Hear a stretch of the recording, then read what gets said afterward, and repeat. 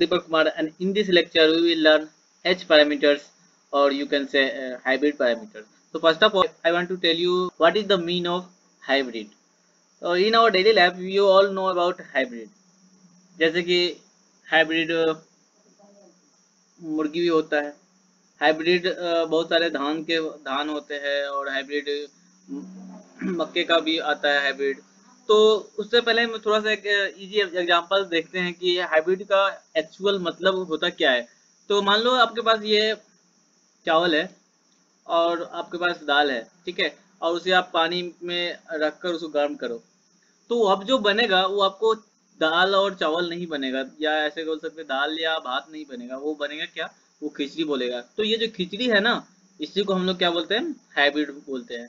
मतलब हाइब्रिड का मतलब ये है कि एक से ज्यादा प्रॉपर्टीज वाले चीजों को मिला दिया जाता है और उससे एक नया बनता है, उसको हम लोग बोलते हैं हाइब्रिड। तो सिमिलरली जो एच पैरामीटर्स होगा ना, या हाइब्रिड पैरामीटर्स होगा, उसमें Z parameters and admittance parameter यानी कि वाई पैरामीटर्स दोनों का प्रॉपर्टीज में मौजूद होगा। यानी कि इसमें ओपन सर्किट पैरामीटर्स भी होंगे और शॉर्ट सर्किट पैरामीटर्स भी होंगे, इसलिए उसको दोनों मिलाकर मतलब जेड एंड वाई मिलकर जो बना, वो जो बनेगा हमारा एच पैरामीटर्स होगा, या उसको बोले कि हाइब्रिड पैरामीटर्स होगा। ठीक है, तो आई होप कि आप लोगों को ये हाइब्रिड पैरामीटर्स क्लियर हो गया होगा। और आते हैं हम लोग एक्चुअल टॉपिक पे कि हाइब्रिड पैरामीटर्स क्या है।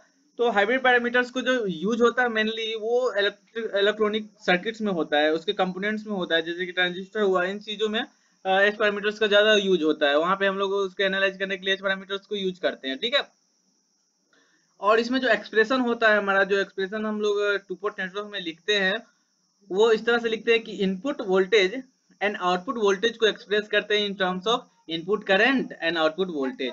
ठीक है, input voltage and output current को हम लोग इन टर्म्स ऑफ रिप्रेजेंट करते हैं input current and output voltage को, और जो भी हमारे पैरामीटर्स उसमें मल्टीप्लाइड होता है उसको वो क्या बोलते हैं, जेड पैरामीटर्स, जो इसको H11, H12, H21 and H22 बोलते हैं। अगर आप इसको एक्सप्रेशन के फॉर्म में लिखे तो आप कुछ ऐसे लिखेंगे, V1 जो होगा वो मल्टीप्लाई हो जाएगा किससे, ये इससे मल्टीप्लाई होगा, तो क्या होगा H11 I1 plus H12 and V2। फिर I2 क्या होगा, I2 equal to H21 I1 plus H22 H22 into V2, ये मल्टीप्लाई हुआ, सिंपल मल्टीप्लिकेशन। तो आपको ये जो हाइब्रिड पैरामीटर्स का जो मेन इक्वेशन है, ये हमको पता चल गया। ये मेन इक्वेशन है हाइब्रिड पैरामीटर्स का, और ये याद रखने से हम सारे हाइब्रिड का भी क्वेश्चन होता है, बस इसको याद है तो सब कुछ हो जाता है। ठीक है, तो ये बहुत ज्यादा इंपॉर्टेंट है मेरा इक्वेशन 1 एंड इक्वेशन 2। अभी देखो हाइब्रिड पैरामीटर्स को क्यों बोला गया, यहाँ पे देखो अगर हमको ये H11 फाइंड करना है या H21 फाइंड करना है, तो हमको क्या करना होगा, V2 जीरो करना होगा। अगर V2 जीरो करना होगा, इट मींस क्या हुआ, आउटपुट पोर्ट को शॉर्ट करना पड़ेगा। ठीक है, तो आउटपुट पोर्ट शॉर्ट हुआ, इसका मतलब ये एडमिटेंस पैरामीटर्स की तरह हम लोग कर रहे हैं, शॉर्ट कर रहे हैं। ठीक है, तो ये एडमिटेंस पैरामीटर्स में हम लोग क्या कर रहे हैं, शॉर्ट कर रहे हैं। तो अगर यहाँ पे आउटपुट पोर्ट हम लोग शॉर्ट करेंगे तो वहां से क्या निकलेगा, H11 निकल जाएगा। H11 क्या होगा, V1 पर I1 जाए, जो कि इक्वल टू हो जाएगा किसके, Z11 के इक्वल। तो आपको पता चल रहा होगा कि यहाँ पे Z का भी प्रॉपर्टीज है आपको। ठीक है, सिमिलरली यहाँ पे आप ये V2 जीरो हो गया, तो यहाँ से क्या H21 निकलेगा, H21 जो I2 अपन I1 निकला है, तो ये एक नया चीज निकला है यहाँ से, जिसका कोई यूनिट नहीं होगा। यूनिट के बारे में बात करेंगे, अभी बात करेंगे। तो यहाँ से एक ये नया H पैरामीटर्स भी नहीं है और ये Y पैरामीटर्स भी नहीं है। जैसे खिचड़ी बन गया था कुछ नया, इसीलिए यहाँ पे भी कुछ नया आया है। ठीक है, सिमिलरली अगर हमको I1 को जीरो करना है, ठीक है, I1 को जीरो करना है, इसका मतलब क्या करना होगा, हमको इनपुट पोर्ट है उसको ओपन सर्किट करना पड़ेगा। इनपुट पोर्ट को ओपन सर्किट करते हैं एज इट इज, जैसे कि हम लोग क्या कर रहे थे, जेड पैरामीटर्स में हम लोग कर रहे थे। तो यहाँ पे आपको जेड पैरामीटर के ओपन ओपन सर्किट करेंगे तो हमारा H12 जो भी होगा V1 अपन V2, या H22 जो होगा वो I2 अपन V2। तो यहाँ से हम H22 फाइंड कर लेंगे, जो कि होगा I2 अपन V2। यूनिट के बारे में बात कर लेते हैं पहले। तो यूनिट की देखो, यूनिट अगर हमको फाइंड करना है तो आपको पता होना चाहिए कि जो भी अर्थमेटिक एडिशन या सब्ट्रैक्शन होगा उसमें जो यूनिट होता है, ईच टर्म का जो यूनिट होता है वो सेम होता है। तो यहाँ पे हम जैसे बोल सकते हैं कि H11 I1 का यूनिट होगा, जैसे V1 का यूनिट है मतलब वोल्ट होगा, तो ये H11 I1 का यूनिट जो मल्टीप्लाइड करने के बाद आएगा वो भी हमारा वोल्ट आना चाहिए, और ये इसका भी यूनिट हमारा वोल्ट ही आना चाहिए। तो यहाँ पे आपको देख सकते हो कि अगर ये यूनिट वोल्ट आना है, मतलब यहाँ पे क्या जेड से मल्टीप्लाई होना चाहिए, ये बोलो कि ओम इसका यूनिट होना चाहिए, तभी I इंटू वी जो होगा मतलब सॉरी आर या आर बोले या जेड इंटू आई जो होगा आपका ओम में वोल्ट में आएगा। तो यहाँ पे H1 का जो यूनिट होना चाहिए वो कैसे एज इट इज जैसे जेड का यूनिट होता है वैसे ही होना चाहिए। तो जेड का यूनिट क्या होता है ओम, तो यहाँ पे जो H11 का यूनिट होगा ओम होगा एज इट इज आपको जैसे कि Z11 होता है, ठीक है। तो ये सिमिलर टू Z11 है, ठीक है, इसमें कोई डिफरेंस नहीं है। बट यहाँ पे अब थोड़ा सा हाइब्रिड पैरामीटर्स का गुण आएगा कि हाइब्रिड में कुछ बना है तो उसमें कुछ नया क्या आया है। तो नया ये आया है कि H12, देखो H12 में क्या आया है नया, ये ऑलरेडी V2 से मल्टीप्लाई है, इस मतलब इसका वोल्ट है ऑलरेडी यहाँ के यूनिट है। इसका मतलब ये हुआ H12 का कोई यूनिट नहीं होना चाहिए, ठीक है। तो ये यूनिट लेस होता है ये। तो यहाँ पे H12 जो होगा वो यूनिट लेस होगा। तो ये एक नया इसमें हाइब्रिड का गुण आया है। इसमें जो हाइब्रिड कुछ जो नया बनता है ना, वो जैसे कि दाल चावल में खिचड़ी बन रहा है तो यहाँ पे एक जो यूनिट लेस हो रहा है, समझो कि हाइब्रिड के कारण कुछ चीज में जैसे चेंज आया है ना वैसे ही चेंज आया है इसमें, ठीक है। अब H21 जैसे बना है, H21 जो होगा उसका भी कोई यूनिट नहीं होगा कि ये देखो IO2 है तो इसका भी करंट का यूनिट होगा, यहाँ भी करंट का यूनिट होगा एम्पियर एम्पियर। इट मीन्स क्या H21 का कोई यूनिट नहीं होना चाहिए, तो यहाँ पे H21 का भी यूनिट लेस होगा, ठीक है। अब भाई आगे आते हैं कि H22 क्या होगा। H22 को क्या करना, H22 देखो यहाँ पे भीड़ है, इसका मतलब ये महो या एडमिटेंस का जो यूनिट होता है महो या ऐसे उल्टा करके ओम, वो यूनिट होना चाहिए ताकि यहाँ पे दोनों का जो मल्टीप्लाइड है वो आपका एम्पियर आना चाहिए, ठीक है। तो यहाँ पे ये एडमिटेंस जैसे आता है कि Y22, सिमिलरली Y22 का जैसे वैल्यू होगा ना वो ऐसे ही H22 का वैल्यू होगा, ये Y22 जैसा ही होगा, सिमिलर सिमिलर। तो इसको जो यूनिट होगा इसका जो H22 का वो महो होगा, ठीक है। तो यहाँ पे देख सकते हो कि ये वाला जेड पैरामीटर्स का प्रॉपर्टी Z11 आपको मिला हुआ है या Y22 मिला हुआ है और ये बीच में कुछ अपना अलग का प्रॉपर्टीज आया है। तो ये देख रहा हो आपको एक मिक्स प्रॉपर्टी शो कर रहा है, ये हाइब्रिड टाइप का हाइब्रिड मिक्सचर आपको दिखेगा, ठीक है। तो चलिए आगे हम लोग इसका एक एक करके हम लोग हाइब्रिड पैरामीटर्स जो एक्सप्रेशन होता है वो फाइंड कर लेते हैं। तो सबसे पहले हमको अगर मान लो हमको V2 को जीरो करना है तो V2 को जीरो करने के लिए क्या करना होगा हमको, जो आउटपुट पोर्ट है पोर्ट 2 है यानी कि पोर्ट 2 जो मेरा होगा, चलो मैं पोर्ट बना लेता हूँ। तो ये समझ लो कि ये मेरा दो पोर्ट है जहाँ पे ये इनपुट साइड का V1 है और आउटपुट साइड में V2 करंट है, इसमें V2 वोल्टेज है, करंट जो इधर I2 है और इधर ये हमारा I1 है, राइट। तो अभी हमको V2 को जीरो करना है तो V2 को जीरो करने के लिए मैं जो आउटपुट पोर्ट है उसको हम लोग क्या करना होगा, शॉर्ट करना होगा। तो मैंने आउटपुट पोर्ट को शॉर्ट कर दिया। तो अभी जो हमारा बचेगा इक्वेशन, वो इक्वेशन देख लेते हैं। जो मेन इक्वेशन है मेरा ये वाला इक्वेशन है। तो मेरा V2 जीरो हो गया तो मेरा इक्वेशन 1 क्या बचा, V1 equal to H11 into I1। तो V1 इक्वल टू क्या बचा, H11 इंटू I1। तो यहाँ से H11 क्या आएगा मेरा V1 अपन I1। कंडीशन इंप्लाई क्या है, V2 को जीरो करने के बाद आया, इसलिए यहाँ पे कंडीशन लिखा हुआ है, ठीक है। तो H11 जो होगा आपका वो V1 अपन I1 है, एज इट इज जैसे कि आप लोग Z11 फाइंड करते थे वैसे ही होगा, ठीक है। अभी हम बात करते हैं कि H11 जो उसका नाम होता है, कुछ स्पेशल नाम है, उसको इनपुट इम्पीडेंस बोलते हैं। जैसे कि आपको हम लोग Z11 को बोलते हैं इनपुट इम्पीडेंस, वैसे ही है। अब इक्वेशन 2 से दिख रहे हैं, इक्वेशन 2 से क्या आएगा मेरा, अभी देखो इक्वेशन 2 जो है I2 equal to H21 I1। अब ये V2 तो जीरो हो गया तो क्या बचेगा, I2 equal to H21 I1 नहीं बचेगा। तो मेरा I2 जो होगा वो क्या होगा, H21 I1 हो गया। तो H21 मेरा आ गया या I2 अपन I1।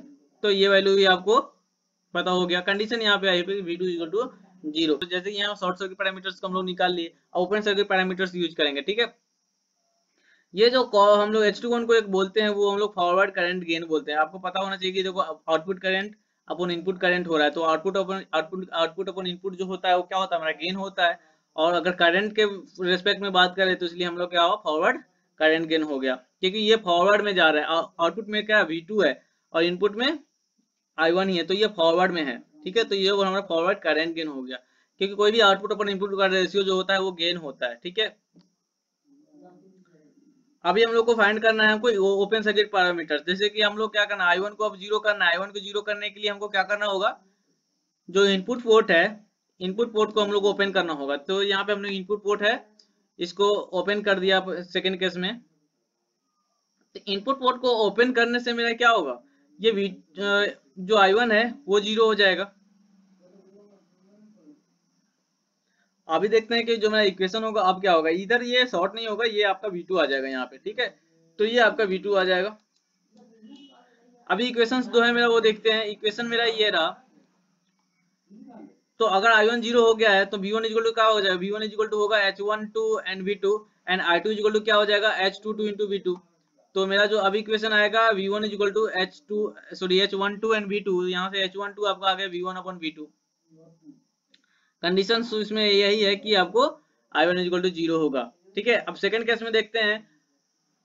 सेकंड केस में हमको क्या करना है, इक्वेशन 2 लेना है। इक्वेशन 2 को i2 इज इक्वल टू क्या बचेगा, i2 is equal to i1 0 हो गया, तो i2 is equal to h22 v2 हो गया। तो h22 जो आपको आ गया i2 अपन v2, जस्ट लाइक आपको y22 के इक्वल ये z22 भी आएगा। तो अब यहाँ पे देखो इसको क्या बोलते हैं, h12 को जो बोलते हैं हम लोग रिवर्स वोल्टेज गेन। देखो आउटपुट में क्या है, मेरा ऊपर जो रेशियो है इनपुट अपन आउटपुट है, तो ये थोड़ा सा क्या आपको रिवर्स टाइप को दिख रहा होगा आपको, क्योंकि v2 अपन v1 जो होता तो ये क्या फॉरवर्ड में होता, लेकिन v1 अपन v2 है, मतलब इनपुट अपन आउटपुट दिख रहा है आपको, तो ये रिवर्स हो गया। और गेन तो है ही, क्योंकि कोई भी रेशियो आपको लिखा गया है, तो ये गेन हो गया मेरा, तो ये रिवर्स गेन हो गया। लेकिन वोल्टेज का फॉर्म में बात करें इसलिए हम लोग क्या रिवर्स वोल्टेज गेन हुआ। ठीक है, अभी ये बात करते हैं H22 क्या बोलते हैं, जैसे Y22 को बोलते हैं, तो ये H22 जो होगा आउटपुट एडमिटेंस हो जाएगा इसका नाम। अभी एक और टर्म्स आते हैं कि इसका आपको जो लिखना है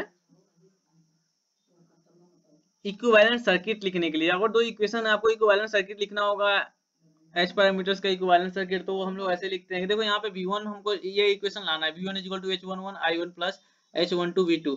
तो H11 I1 कैसे आएगा, तो मान लो अगर I1 यहाँ पे पास कर रहा है, तो यहाँ अगर V1 रखे तो V1 इज इक्वल टू आपका आ जाएगा H11 I1।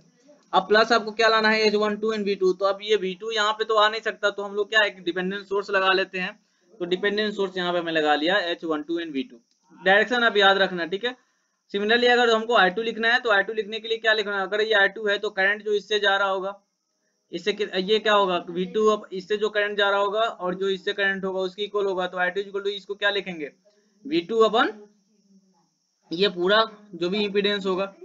ठीक है, तो अगर ये डिवाइड करेंगे H22 अगर नीचे रहेगा तो ये आ जाएगा आपको I2 equal to V2 into Y22 sorry H22, ये H22 होगा एंड प्लस क्या हो जाएगा, अब ये हमको लाना है क्या H21 I1 तो इसमें है नहीं, तो इसमें भी आपको डिपेंडेंट सोर्स ही लेना पड़ेगा। तो उसका जो वैल्यू होगा आपका, ये जो इधर से करंट जा रहा है उसका वैल्यू क्या होगा H21 I1 अगर लेना पड़ेगा, तभी हमको इक्वल I2 का एक्सप्रेशन ये वाला एक्सप्रेशन आएगा।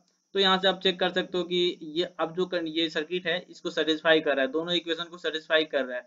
ठीक है, तो जब भी हम लोग इक्विवेलेंट सर्किट लिखते हैं तो उसका जो स्टैंडर्ड इक्वेशन है उसको सेटिस्फाई करना चाहिए, तभी वो मेरा इक्विवेलेंट सर्किट सही होता है। ठीक है, तो आप चेक भी कर सकते हो।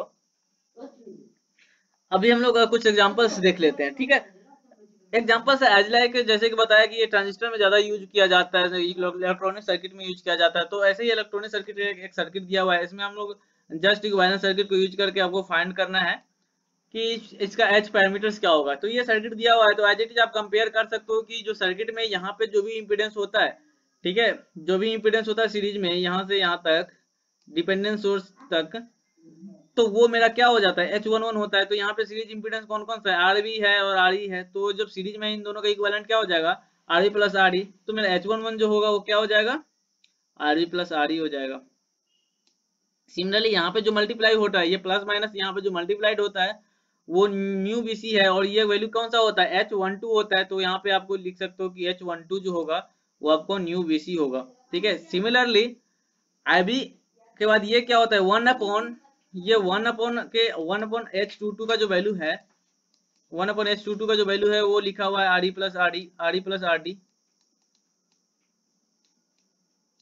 ठीक है ना, तो यहाँ से आपको लिख सकते हो कि H22 का जो होगा क्या 1 अपॉन RE प्लस RD हो जाएगा, तो ये H22 होगा 1 अपॉन RE प्लस RD हो गया।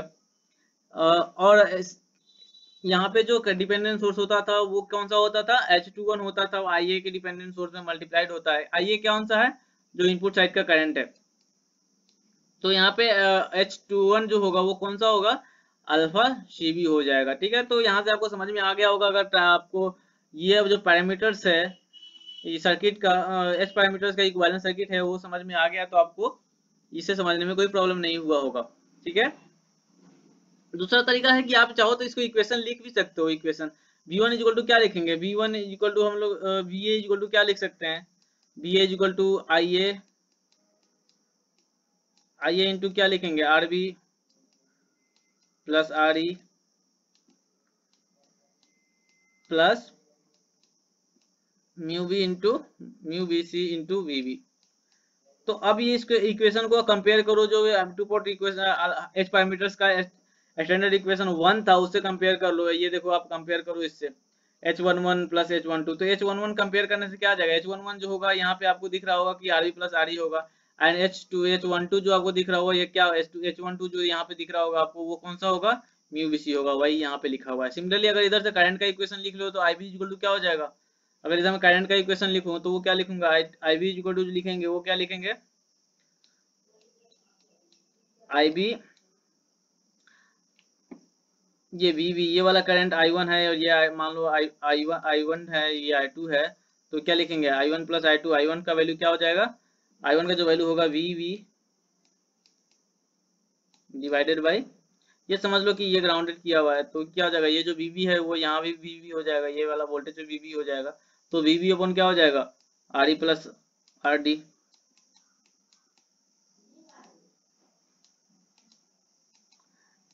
प्लस क्या होगा ये वाला जो वैल्यू है करंट का वो हो जाएगा ICB प्लस IA। तो अब हम कंपेयर कर लो, ये जो वैल्यू है ये इधर लिखना चाहिए था, मतलब ऐसे है कि IB इक्वल टू है आपका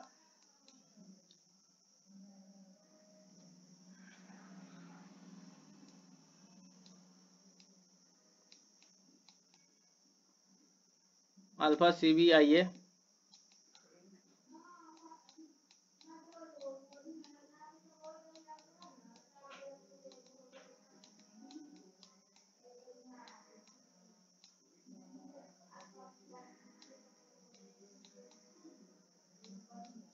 तो आप देख सकते हो यहाँ से जो आपका H22 आया वो क्या होगा, H22 जो कंपेयर कर सकते हैं वो 1/RE प्लस RD होगा, और यहाँ पे H21 जो होगा ये अल्फा CB होगा जो यहाँ पे लिखा हुआ है। अब ये इक्वेशन नंबर 2 है, उससे आप कंपेयर कर सकते हैं ये जो इक्वेशन आया उससे, ठीक है।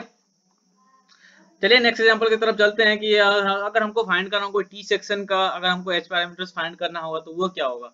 तो एज इट इज जैसे हम लोग अभी तक करते आए हैं कि ओपन सर्किट या क्लोज सर्किट अभी बताया हूँ वैसे ही करना है। हमको यहाँ पे V2 को पहले जीरो करना है। V2 को जीरो करने के लिए क्या होगा, हमको जो आउटपुट पोर्ट है उसको शॉर्ट करना पड़ेगा, तो मैंने क्या किया उसको शॉर्ट कर दिया। अब शॉर्ट करने से क्या होगा, इधर से करंट I2 जा रहा है और इधर से करंट I1 जा रहा है। जैसे यहाँ पे हम लोग मेंशन करना है, ये कन्वेंशन है कि I2 आपको इधर से पास करवाना, ठीक है। अब अगर I1 इधर जा रहा है तो अब सबसे पहले I2 को भूल जाते हैं, तो ये कैसा दिख रहा होगा आपकी, जो ZB है, ये ZB एंड ZC ये दोनों पैरेलल में है, तो इसका इक्विवेलेंट जो इम्पीडेंस होगा यहाँ AB के क्रॉस वो क्या होगा, Z इक्विवेलेंट जो होगा ZA, मतलब ये जो सीरीज में है वो किसके सीरीज में है, ZB एंड पैरेलल, ZB ये पैरेलल है किससे, ZC के। तो इसका इक्विवेलेंट कैसे लिख सकते हैं, इस दोनों को इक्विवेलेंट लिखने के लिए मल्टीप्लाई करना होगा नीचे और डिनोमिनेटर में इसको ऐड करना होगा। अब इसको करने के बाद ये एलसीएम ले सकते हैं, तो ये क्या हो जाएगा ZA ZB plus ZA ZC plus ZB ZC, जो यहाँ से ZB ZC पहले से है, और नीचे आ जाएगा ZD प्लस ZC, ठीक है। अभी हमको पता है कि V1 जो होगा क्या होगा, V1 कैसे रिलेटेड होगा करंट से और इक्विवेलेंट रेजिस्टेंस से, V equal to Z equivalent to I1 होगा, या ऐसे बोल सकते हैं V1 अपन I1 का जो वैल्यू होगा वो Z इक्विवेलेंट होगा। अब Z इक्विवेलेंट जो होगा V1 अपन I1 का जो वैल्यू होगा वही तो होता है मेरा H11 जो पैरामीटर्स है जिसको इनपुट इम्पीडेंस भी बोलते हैं, तो वो मेरा H11 जो होगा या Z11 भी इसी के इक्वल होता है। लेकिन जो मेरा H11 अभी फाइंड कर रहे हैं तो H पैरामीटर्स का H11 जो होगा वो आपका Z इक्विवेलेंट के इक्वल आ जाएगा। और Z इक्विवेलेंट जो अभी आया कि ZA ZB plus ZA ZC plus ZB ZC divided ZB plus ZC, और इसका H11 का जो यूनिट क्या आता है ओम। तो यूनिट भी आपको ध्यान रखना है, यूनिट आपको लिखना ही है, नहीं तो उससे भी थोड़ा बहुत मार्क्स कट जाता है अगर आप एग्जाम्स में बैठे हुए हो तो। अभी हम दूसरा काम का इक्वेशन 2 जो है, इक्वेशन 2 से मेरे क्या आएगा, V2 जीरो हो गया तो H21 जो होगा वो I2 अपन I1 होगा। तो पहले देखते हैं, पहले I2 फाइंड कर लेते हैं I2 क्या होगा। अब यहाँ पे देखो कि इधर से I1 पास कर रहा है, तो अगर इधर से मेरा क्या हो I1 डैश पास कर रहा है, मान लो I1 डैश, तो I1 डैश क्या हो जाएगा, I1 डैश जो होगा करंट डिवीजन रूल लगा के आप फाइंड कर सकते हो। लेकिन जो I2 होगा ये अपोजिट में है I1 से और सेम करंट इसमें ही फ्लो होगा, तो I2 आपको बोल सकते हैं कि जो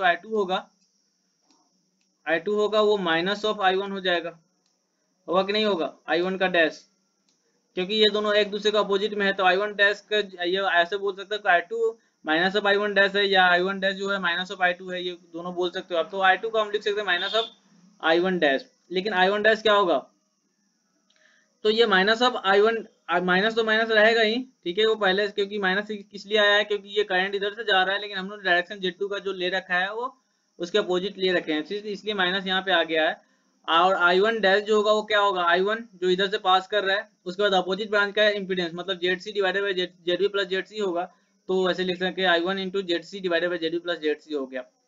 माइनस यहाँ पे रहेगा क्योंकि ये माइनस इसलिए आया है कि ये जो करंट पास हो रहा है वो अपोजिट टू I2 पास हो रहा है, ठीक है। तो यहाँ से जो Z21 जो आता है मेरा क्या होता है, I2 अपन I1, ये अभी बताया, ये वाला इक्वेशन से आप I2 अपन I1 जो होगा Z21 होगा। कंडीशन आपका यहाँ इंप्लाई है कि V2 इक्वल टू 0, तो मैं पहले कर रखा हूँ। तो जो अभी आया H21 जो होगा I2 अपन I1 होगा, I2 का वैल्यू है minus of I1 upon ZC upon ZB plus ZC।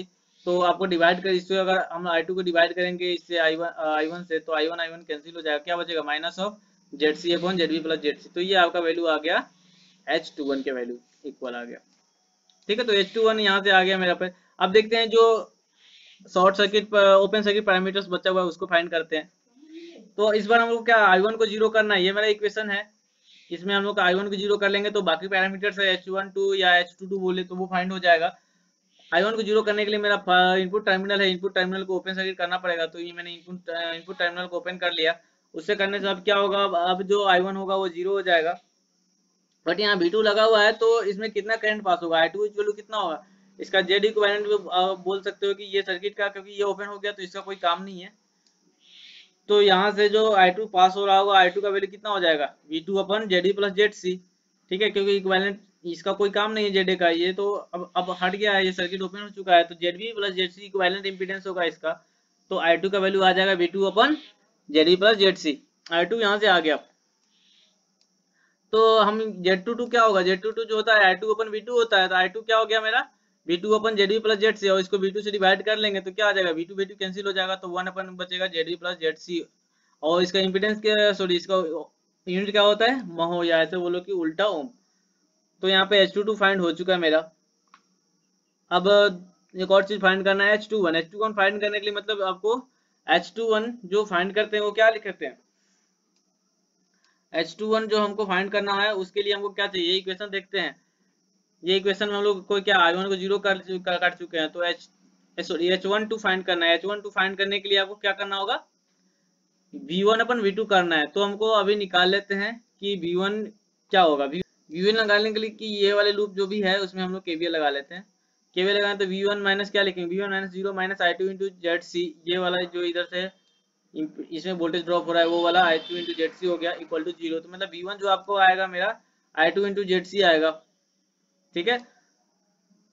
अब I2 का क्या वैल्यू है, I2 equal to V2 upon ZC, V2 upon ZB plus ZC है, और यहाँ पे ZC मल्टीप्लाई हो गया ऊपर, तो ZC ऊपर आ गया। अभी मेरा जो H12 आएगा वो क्या आ जाएगा, H12 का वैल्यू V1 अपन V2 होगा, V1 का वैल्यू ZC हो गया, ये V1 का वैल्यू क्या है, Z2 into ZC divided by ZB plus ZC, और इसको V2 से डिवाइड कर लेंगे तो क्या बचेगा, केवल ZC divided by ZB plus ZC आएगा। तो यहाँ पे H12 भी मेरा आ गया है। अब देखो यहाँ पे इसको V2 से डिवाइड कर लो तो क्या हो जाएगा, V2 कैंसिल हो जाएगा, तो बचेगा ZB divided by ZB plus ZC। तो आपको एक रिलेशन आपको दिखा कि यहाँ पे जो H12 है और H21 है वो एक दूसरे के क्या होता है, H12 इक्वल टू जो है आपका माइनस ऑफ H21 आ रहा है, ठीक है। तो ये भी कंडीशन अप्लाइड होता है, लेकिन कभी कभी ये नहीं होता है, वो हमको बताएंगे कि कब नहीं होगा। अभी आगे के लेक्चर के लिए वेट कीजिए। यहाँ अभी तक तो फिलहाल अगर डिपेंडेंट सोर्स उसमें नहीं लगा हुआ है तो ये कंडीशन होल्ड करेगा, आप ये याद रखोगे, क्योंकि सर्किट में कोई डिपेंडेंट सोर्स नहीं लगा हुआ है तो ये कंडीशन होल्ड करेगा यहाँ पे H पैरामीटर्स के लिए। लेकिन Y एंड Z पैरामीटर्स में क्या होता था, Z12 इक्वल टू होता Z21 के लिए, एंड Y12 इक्वल होता था Y21 के लिए। तो ये बात उसमें ध्यान रखिएगा। और H पैरामीटर्स में थोड़ा सा डिफरेंस होता है, माइनस के साथ इक्वल होता है, ठीक है।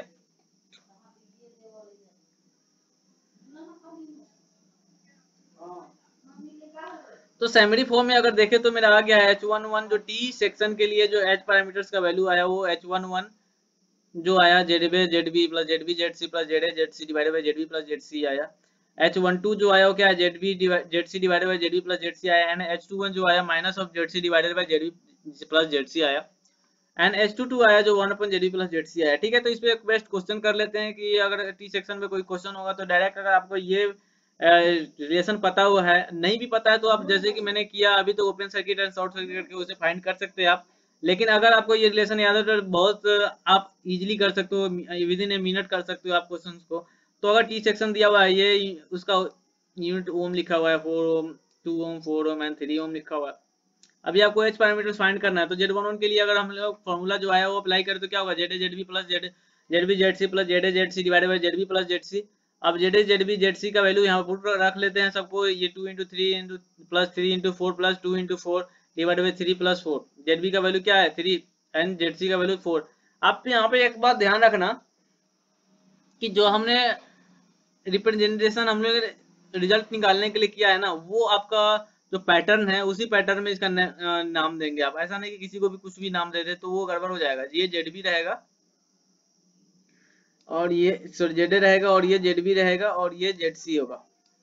आईजीटी जैसे हम लोग डेरिवेशन किया था उसमें जो मान रखा था पैटर्न मेरा वही होगा। ऐसा नहीं कि किसी को भी कुछ भी मान ले, ये ZA था, ये ZB था, ये ZC था, तो आईजीटी हमको मानना है आपको यहाँ पे ZA ZB ZC मान रखा है, ठीक है। तो ये ZA हो गया, ZB हो गया, ZC हो गया, ZA ZB ZC का वैल्यू यहाँ पर रख दिया तो आपको ये आ जाएगा 26/7, ठीक है।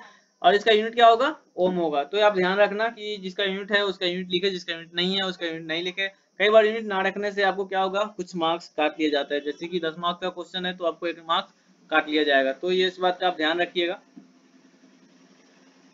H12 जो होगा वो क्या होगा, H12 होगा वो अभी अभी फॉर्मूले से हम लोग निकाला है कि ZC divided by ZB plus ZC होगा। तो ZC का वैल्यू क्या है 4 और ZB का वैल्यू है आपका 3 एंड ZC का वैल्यू 4, तो 4/7 आ जाएगा। इसका कोई यूनिट नहीं होता इसलिए हमको कोई यूनिट नहीं लिखना है। सिमिलरली H21 जो होगा -4/7 आएगा, लेकिन करके देख लेते हैं। ये -H12 होता है जिसका वैल्यू -ZC/ZB प्लस ZC होता है, ये आ जाएगा आपका -4/7।